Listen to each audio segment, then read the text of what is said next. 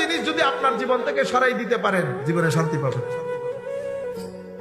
Number 1, complain করা ছেড়ে দিন। আমার কাছে এটা নাই, ওইটা নাই, এটা নাই, ওইটা নাই। কমপ্লেইন যতদিন না ছাড়বেন, নিজের জীবনে কখনো শান্তি পাবেন না। কেন? কারণ সদা সর্বদা আপনি মাথায় রাখবেন, আমার একজন মালিক আছে, যিনি আমার মালিক, আমি সব সময় ওনার চোখে চোখে থাকি। এমন না যে মালিক আছে, আমি যেই ব্যাংকে চাকরি করি, ডাইরেক্টর সাহেব অস্ট্রেলিয়াতে থাকেন, উনি তো আর আমাকে চিনেন না। আমার ডাইরেক্টর যিনি, উনি অস্ট্রেলিয়াতে থাকেন না, ওনার কোনো অস্ট্রেলিয়া নাই, ইংল্যান্ড নাই, কানাডা নাই, ওনার কোনো মাস নাই, দিন নাই, আগ নাই, পিছ নাই, উপর নাই, নিচ নাই। আমার মালিক সবসময় আমাকে চোখে চোখে রাখে। সুতরাং আমার দুঃখ বোধ করার তো কোনো কারণ নাই। বেশি অসুবিধা হয়ে গেলে বলবেন ওয়াফাফিদু আমরি ইলাল্লাহ ইন্নাল্লাহা বাসীরুম বিল ইবাদ। রাস্তার মধ্যে হাঁটতে থাকবেন, হাঁটতে থাকবেন, আইলে আইলে আইলে আইলে সবুজ দেখে দেখে। অন্তর যখন বেশি উতলা হয়ে যাবে, শুধু হাঁটতে থাকবেন। আর কি বলবেন? দরুদ শরীফ পড়বেন। কতক্ষণ পর পর আমার নবীকে সালাম দেবেন, আসসালাতু ওয়াসসালামু আলাইকা ইয়া রাসূলুল্লাহ। এরপরে বলবেন ওয়াফাফিদু আমরি ইলাল্লাহ ইন্নাল্লাহা বাসীরুম বিল ইবাদ। হাসবি আল্লাহু ওয়া নি'মাল ওয়াকিল, নি'মাল মাওলা ওয়া নি'মান নাসির। ফেরত যখন আসবেন, দেখবেন ভিতরের মধ্যে জান্নাতের বাতাস বইতেছে। ভিতরে জান্নাতের বাতাস বইতেছে। দিন বাদে এই কথা আপনাকে কেউ বলবে না। মসজিদের হুজুর ডিপ্রেসড হবে না, ইউনিভার্সিটির শিক্ষক ডিপ্রেসড হবে। মসজিদের হুজুর ডিপ্রেসড হইতে শুনছে, এত কম টাকার বেতন কোনো পাগলও করবে না চাকরি, কোনো পাগলও করবে না এই চাকরি। শুধু কি কম টাকার বেতনে চাকরি করে, সেখানে আবার প্রেসিডেন্ট সেক্রেটারি ডলাডলি আছে। কিন্তু আপনি দেখছেন কোনদিন কোন হুজুর, কোন ইমাম ডিপ্রেশন হইতে? কিন্তু ইউনিভার্সিটির শিক্ষক, ডাক্তার ডিপ্রেসড হয়। আমরা তো কাজ করি বিভিন্ন সেক্টরে, বুঝতে পেরেছেন? কেন? দ্বীন, আকীদা, ইশক। আল্লাহর ওলির দরবারে যান, বেশি অসুবিধা লাগবে। কতক্ষণ বসে বসে থাকেন, বসে থাকেন, 3 মিনিট পরে দেখবেন উত্তর দক্ষিণ সিধা হয়ে গেছে। কেন? আল্লাহর ওলিদের সিনার ভিতরে নূর থাকে, নূর। তো নূর কি হয় না? নূর খতম হয়? নূর তো আবাদুল আবাদ পর্যন্ত থাকবে, বুঝতে পেরেছেন? তো যতক্ষণ বসবেন ওই নূর লাগবে, নূর লাগবে, নূর লাগবে। এই জন্য জীবন থেকে কমপ্লেইন খতম করে ফেলুন। নিজের জীবনের মধ্যে কখনো ক্রিটিসাইজ করিয়েন না মানুষের। আপনার কি দরকার, কে কেমন সেটা জানার। নিজের জীবন থেকে যদি ক্রিটিসিজম খতম করে ফেলেন, কমপ্লেইন খতম করে ফেলেন, আপনার জীবনের মধ্যে আপনি ক্রাইম খতম করে ফেলেন। 3C যেই ব্যক্তি খতম করবে, সেই ব্যক্তির জীবনে অনেক শান্তি পাবে। আপনার তবু যদি বলেন হুজুর মনে কষ্ট, হ্যাঁ, বন্ধু বান্ধব ভাই ব্রাদারের মধ্যে দেখেন, যেই ব্যক্তি আপনাকে সম্মান করে না, সেই ব্যক্তির সাথে সময় অতিবাহিত করবেন।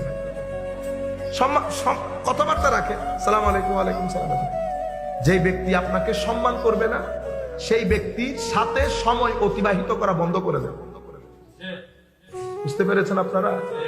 যেই ব্যক্তি জাজমেন্টাল হয়ে যাবে, সুযোগ দেওয়ার পরে 3 মিনিট পর আপনাকে বলবে আপনার ওই কাজটা এরকম হয়েছিল, আপনি এটা এরকম করলে ভালো হইতো, দেখছেন? এটাকে বলে জাজমেন্টাল হয়ে যাবে। জাজমেন্টাল মানুষের সাথে থাকবেন না, দূরে রাখেন। সালাম কালাম বন্ধ করে দিতে বলতেছি না, সহযোগিতা বন্ধ করে দিতে বলতেছি, মানে আপনি দূরে রাখেন। সেই সমস্ত মানুষকে সাথে রাখেন যারা মুআদ্দব, যারা কি মুআদ্দব। অশিক্ষিত কুশিক্ষিত হোক, কোনো অসুবিধা নেই। আদবালা মানুষকে সাথে রাখবে। আদবে ঈমান, আদবে ঈমান। কথা শুরু করেছিলাম আমার নবীর ইশক, আদব, তাজিম ও মহব্বত দিয়ে। আমলের ক্ষেত্রে ছাড় পাওয়া যায়, ইশক আদবের ক্ষেত্রে ছাড় নেই। আমার আল্লাহ সেই কারণে দেখেন সূরা কাফেরুন, সামান্য কোরআন শরীফের ছোট সূরার মধ্যে অন্যতম সূরা না? কুল ইয়া আইয়ুহাল কাফিরুন লা আ'বুদু মা তা'বুদুন লা আনতুম আ'বুদুনা মা আ'বুদু ওয়া লা আনা আ'বুদু মা আ'বাদতুম ওয়া লা আনতুম আ'বুদুনা মা আ'বুদু লাকুম দীনুকুম ওয়ালিয়া দীন। শেষ। সূরা মুনাফিকুন বড় সূরা না? সূরা মুনাফিকুন সূরা কাফিরুনের মতো 20-30টা সূরাকে খেয়ে ফেলে হজম করে ফেলতে পারে। কেন? আল্লাহ তো কারণ কাফেরুন খতরনাক না, মুনাফিকুন খতরনাক। মুনাফিকুন খতরনাক। মুনাফিক একটা আমলের মুনাফিক আর একটা আকীদার মুনাফিক। আমলের মুনাফিক মাফ পেয়ে যায়, আকীদার মুনাফিক মাফ পায় না। আমলের মুনাফিক, মিথ্যা বলা আমলের মুনাফিক, ওয়াদার ভঙ্গ করা আমলের মুনাফিক, আমানতের খেয়ানত করা আমলের মুনাফিক, মানুষকে গালি দেওয়া আমলের মুনাফিক। আপনি যদি এই কাজগুলা করেন, গালি দেওয়া, আমানতের খেয়ানত করা, ওয়াদা ভঙ্গ করা, মিথ্যা বলা, তখন আপনার ভিতরে কি আসে? নেগেটিভ এনার্জি আসে, ভিতর জগৎ অন্ধকার হয়ে যায়।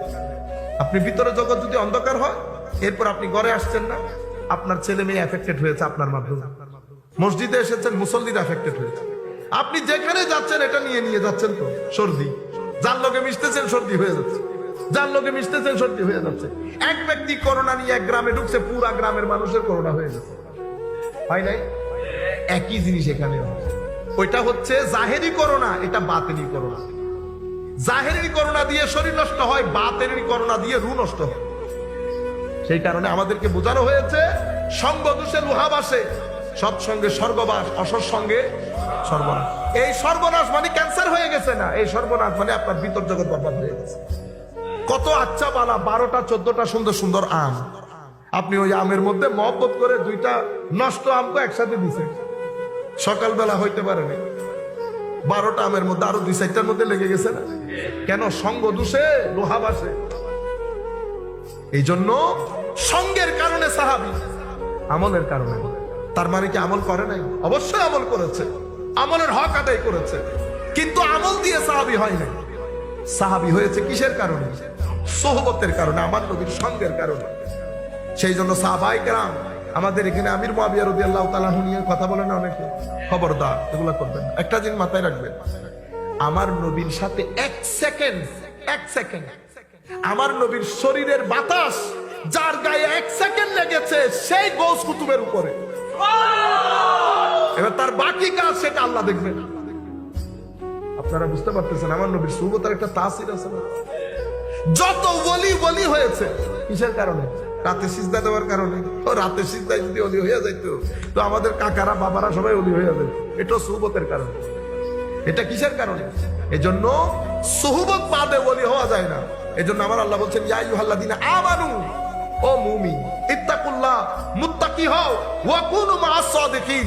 তাকওয়া যদি সিনের ভিতরে রেখে দিতে চাও, তো মুত্তাকিনদের সঙ্গের মধ্যে অবস্থান করো। সুহবত ছাড়া এটা নসিব হয় না। এতগুলা যে ইমোশনের কথা বলেছি, এই ইমোশনকে আকীদায়ে আহলে সুন্নাত বলে। এই মহব্বত, এই ইমোশন, এই আদব, এটাকে কি বলে? আহলুস সুন্নাতে ওয়াল জামাত। আপনি এটা বাদে অন্য জায়গার মধ্যে এই আদব, এই মহব্বত আপনি পাবেন। তো সোসাইটির মধ্যে যখন লোভ লালসা ছড়িয়ে পড়ে, ম্যাটেরিয়ালিস্টিক হয়ে যায়, ইমোশন খতম হয়ে যায়, রেসপেক্ট খতম হয়ে যায়, সেই কারণে তরুণ প্রজন্মের মধ্যে মা বাবার সম্মান নাই, একদম মিনিমাম লেভেলে চলে আসতেছে। বড়দের সম্মান মিনিমাম লেভেলে। ঠিক সেভাবে আমার নবীর প্রতি তাজিমও, মা বাবার সম্মান না থাকলে নবীর সম্মান থাকবে না।